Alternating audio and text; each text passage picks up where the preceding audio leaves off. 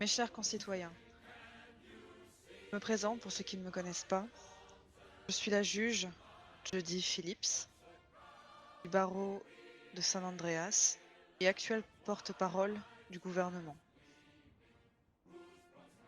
Je fais cette vidéo aujourd'hui pour répondre à la demande de la Santa Blanca, dont l'interview et le reportage a été publié hier sur Weasel News.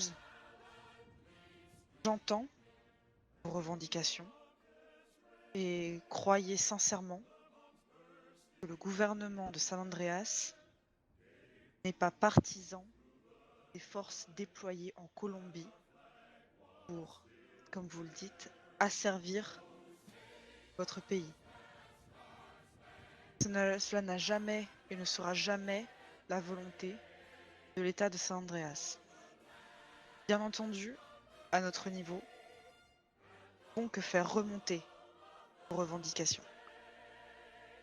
Comme je vais vous le dire, nos forces ne sont pas déployées là-bas. Nous n'avons pas d'action là-bas. Néanmoins, j'entends et je sais, je peux le voir partout, ce que vos familles peuvent endurer. Nous voyons et nous sommes malheureusement sans pouvoir, sans moyen d'agir directement. Mais croyez bien que je suis de tout cœur avec votre cause et que l'État de San Andreas, à partir d'aujourd'hui, va pouvoir répondre de différentes manières.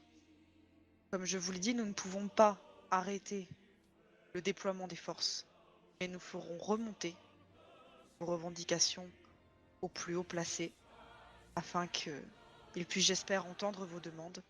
Mais nous, à notre échelle, nous allons faire la chose suivante.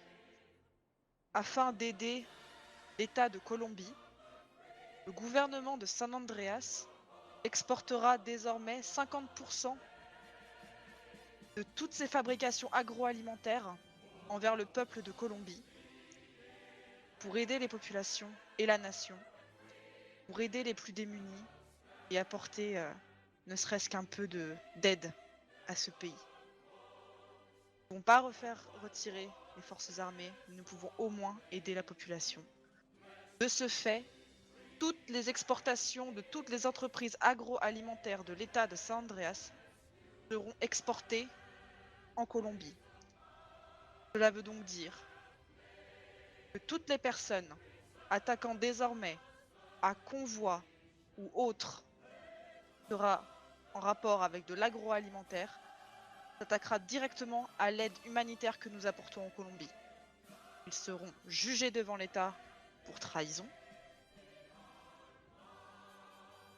J'espère avoir répondu au mieux à vos revendications.